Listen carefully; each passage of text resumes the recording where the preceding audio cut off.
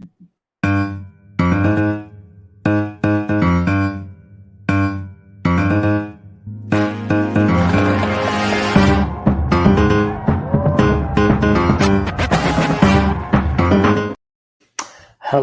and welcome to Marlins After Dark, because of course no team keeps you up late at night like the Miami Marlins.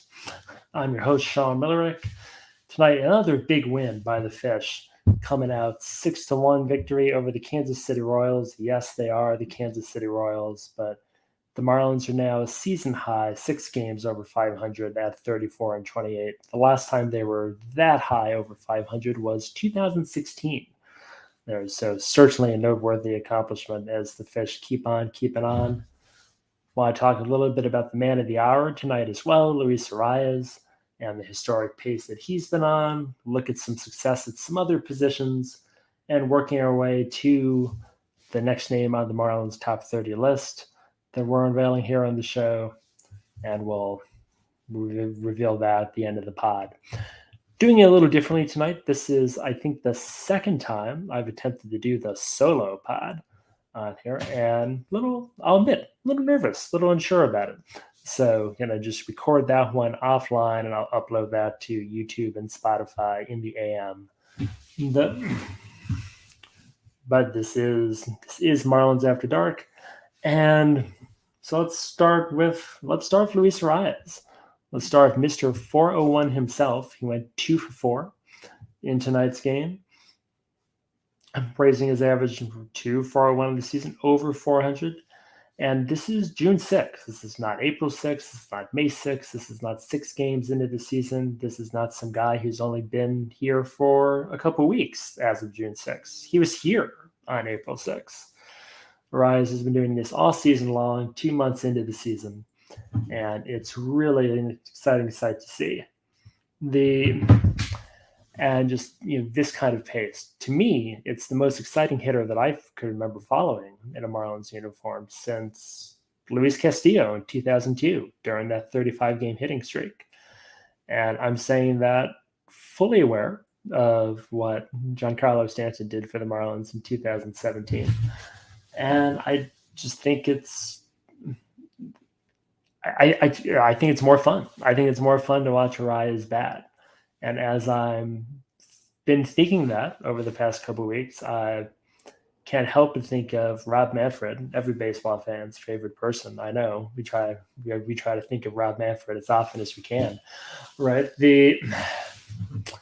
And every time that he's opened his mouth over the last few years, my eyes just start to roll into the back of their head. I'm sitting here thinking, this freaking guy, with changes here and changes there. But it's kind of been a fun season to watch. And with thinking of comparing, Arraez is coming to the plate and putting the ball in play the way that he is compared to G, and thinking particularly of that 2017 season, even when the ball was leaving the park like crazy, it was still kind of a three true outcome situation, right?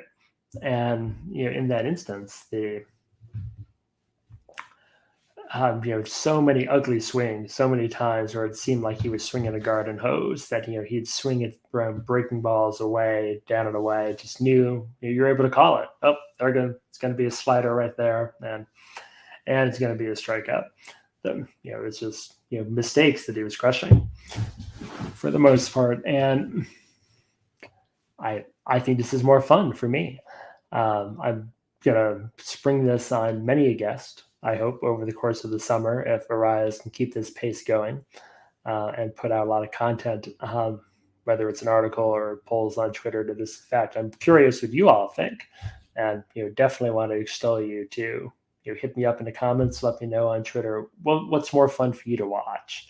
A home run record chase like Stanton did. If your secondary team happens to be the Yankees, if you enjoyed watching Judge last season, is that more exciting, or is it this chase for 400 that Arraez is going to be on, that he's been on to this point, and that we hope he remains on?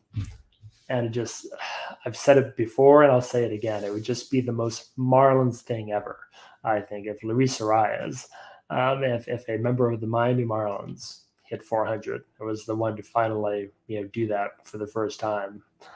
Then first time in nearly forever that feat's been accomplished. The comp for him has been Tony Gwynn all season long, but Gwynn didn't get there. Gwynn got screwed out of it by the 94 player strike. We're going back to Ted Williams for his heyday for the last time this was executed. But even just having a better season than Gwynn, so even just 395, I think that would be massive. And I really hope he can keep playing at this rate. 30 points can fall off his batting average, and he's still gonna, to me, easily, win another batting title in another league, and should be right there in the MVP conversation. Particularly if you think about, and I mentioned this on Locked On Marlins earlier today, if this is the mandate, right? That from on high, from Manfred himself, put the ball in play. Let's do all these rule changes. Let's play small ball. Let's not just have it be about the home runs. And Arraez is the poster child for that. So other names out there: Acuna, Freeman, Judge. Might be sexier talents, but there's just something old school and awesome about what Arraez is doing, and I think it's going to have to be recognized if the Marlins are playing like they are right now. They're remaining in contention. If they're a team threatening for the playoffs, I think you're going to see Arraez's name stay in that MVP conversation. Okay, other things. And again, just going back to the Marlins and their record, this kind of run, this 34-28 pace right now, this time of June, it's just something that I've been dreaming of, happening, for, a long time. Seeing the Marlins be in a position to capitalize on, the summer market. Now we're on some historic runs right now. The other teams down here, Panthers playing for a Stanley Cup. Well, playing, could be, a loose consideration to the last two games. But they're in there, the Heat doing their thing in the NBA Finals. But you kind of hope that over the next 2 weeks, when with glorious victories on both sides, of course, when these runs come to an end, and once attention starts to drift to what's next, for the South Florida sports / entertainment fan, that the Marlins are still competitive, that they're still over 500, that they're playing winning baseball and playing meaningful games. And, that's huge. They can be there next to take the baton in this crazy freaking year in South Florida sports. Miami Hurricanes men's, Miami Hurricanes women, Florida Panthers, Miami Heat, just, success. Going back to the beginning of the year, the Dolphins getting into the playoff game. That's just, everyone's been doing their thing down here, and you want to see the Marlins continue to be a part of that narrative. And just really hope that they can do that. And a big part of that are these wins, even against the lowly A's and the lowly Royals, beating down on lesser competition. Good teams beat the crappy teams, on their schedule. And it does take a kind of mental focus to be able to pull that off. And it's encouraging to see. I mean, there's plenty of people can say, these are real baseball teams, that, the quality of competition, can they do this against winning clubs? But I would just say that in the past, the Marlins haven't even done that against the crappy clubs we were just talking about. They've played down to their competition a lot. They really seem to be in every game. They really seem confident. They really seem locked in on doing something special this year. And even if that just ends up being a win total in the low 80s, it's still a big milestone for the market. And if they could keep South Florida from just starting to pay attention to Dolphins minicamp reports, then all power to them. Okay, also moving on. So big key to this, I think, is during this streak, which hopefully keeps going tomorrow, is they were getting a little more solid production at catcher and shortstop, positions that have been labeled all year as areas where the Marlins really needed to improve, desperately needed to add, do anything at. And all of a sudden, over the last couple of weeks, they're starting to look like major leaguers there. Joey Wendell is now batting I think he's right at 250 after tonight's game. The Nick Fortes, saw this on Twitter earlier, since May 15th, and check the stats, and it bears true that Nick Fortes is batting 333. It's May 15th. He did go 0 for 4 tonight, so it's been knocked down a little bit, but still that's elite production from the catching position. And even if he kind of his season average going into tonight had raised to right around 250 as well, if you're getting that out of your catcher spot, then you're in pretty good shape. And so between Fortes and Wendell, these are still positions I think the Marlins will try to upgrade at. Fortes and Stallings have still been asked defensively for the most part, and so they're going to need to see that improve, particularly working on controlling the running game. But it's not the desperate emergency situation that it was looking like. It was really seeming like we were reaching the point where the Marlins are going to have to consider everything. Couple Marlins spaces ago, I think it was being bandied about, and with some seriousness, as okay, do they need to consider bringing up AAA catcher? Do we need to talk about Austin Allen, time, or do they need to go outside and find some other organizations, just AAA, 4A type player who could hit his weight, because our catchers can't do that, and just to make it respectable there. But Stallings, even Stallings to a lesser extent, have been hitting like major league catchers for the last couple of weeks. And if they can do that, then it's a treading water situation. So you could see cleverly titled if you're watching the video. It's still can get by. They could wait until a few more teams fall out of it to kind of see exactly what the market looks like. And a catcher, I think the market is what it's going to be there. You're not going to see too many more names pop into it. But a shortstop, that can change dramatically. And that would be, I think, worth the Marlins' time to wait maybe as long as possible at that position.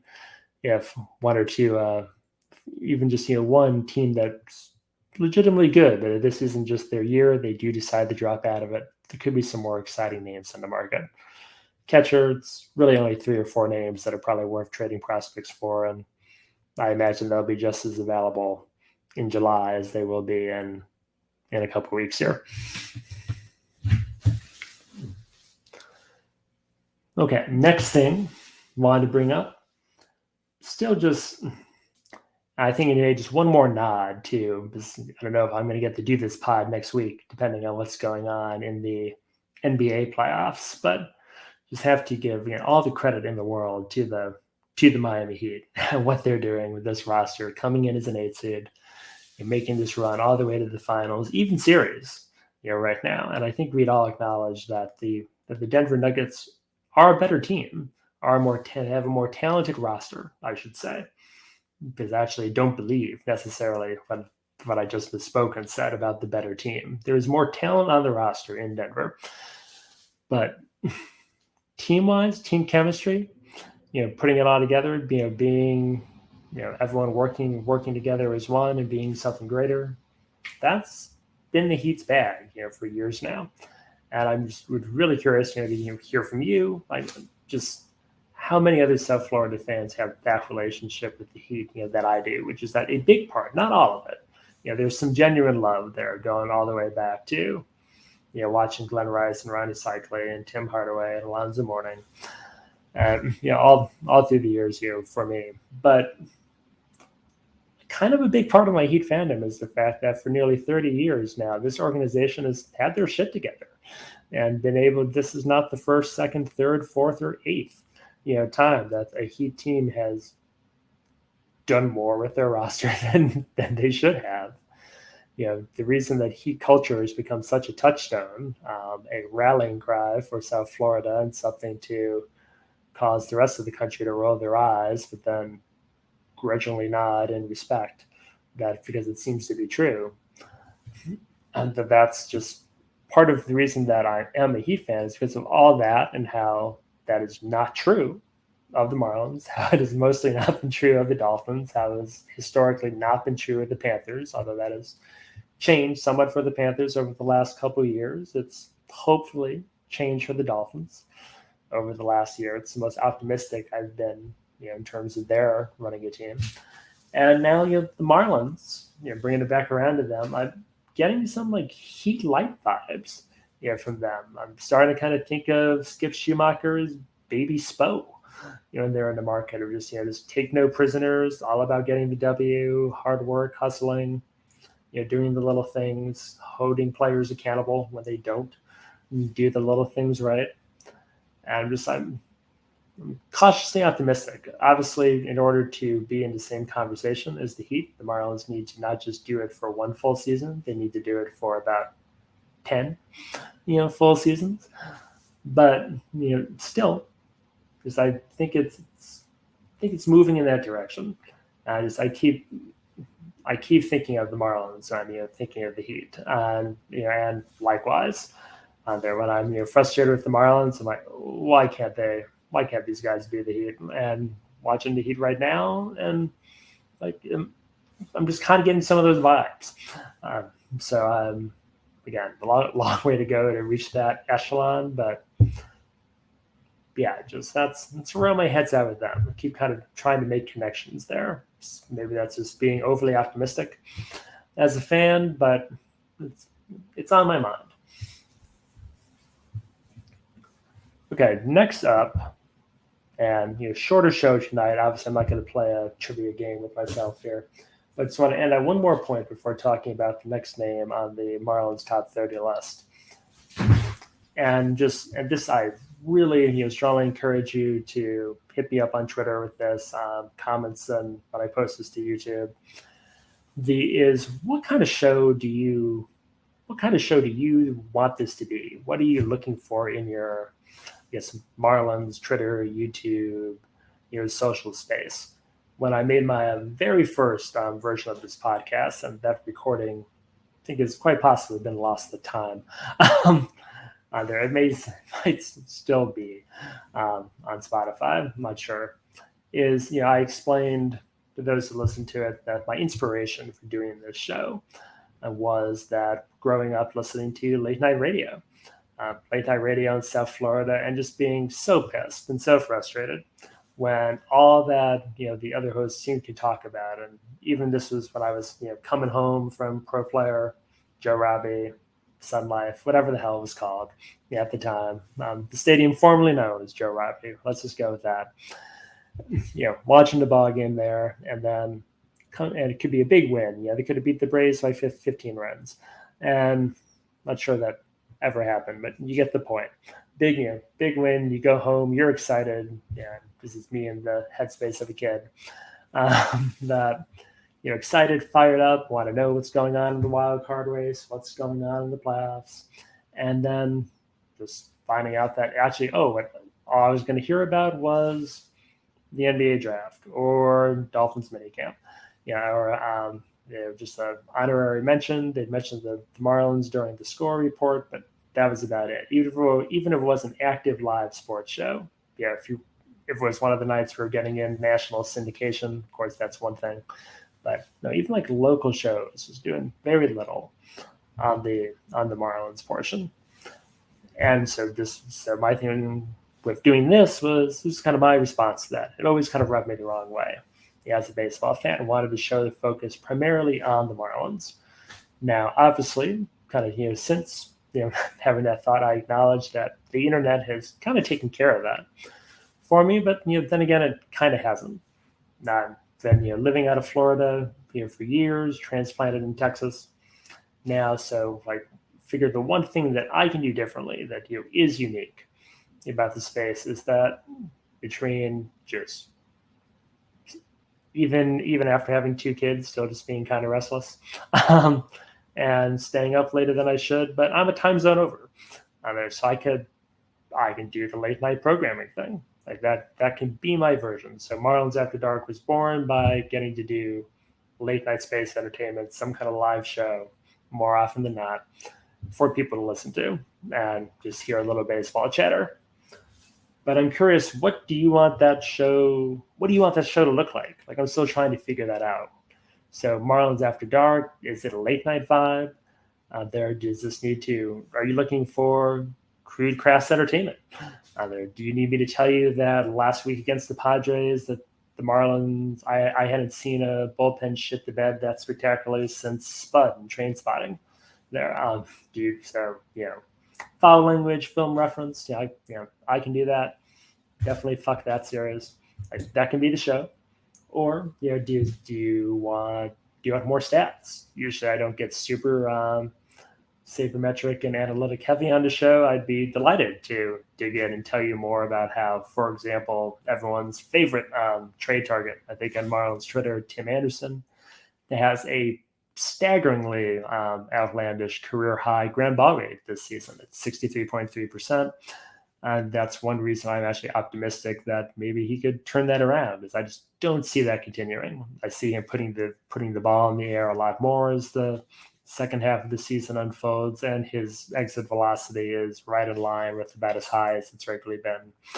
So I think that I think he's going to improve significantly. And my fingers are just crossed that the Marlins trade for him before he turns it around and turns around the White Sox season and they don't sell their useful pieces. So more stats, more F-bombs, and off-color jokes. Just kind of let me know what should a Marlins After Dark show be, and if your comment is that perhaps you should have a talented host, then that's fair. But also, once you get that shot in, throw in some constructive criticism. What you're looking for when you're up late at night and you see this pop up on your feed. Okay, last thing, getting to my next top 30, and as was pointed out on last week's show, these are kind of piling up on me. Took a couple of weeks off during spring training, and I just need to get through these.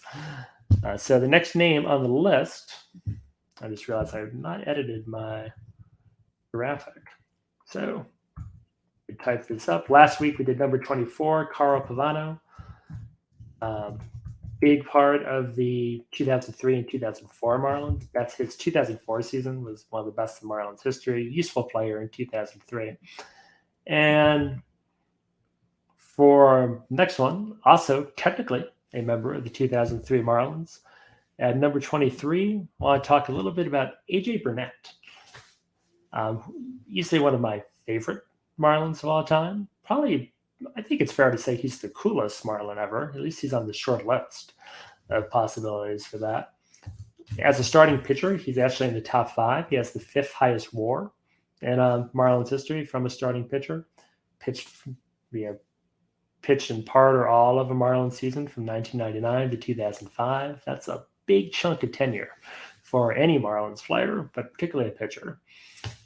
So you can see how he got there.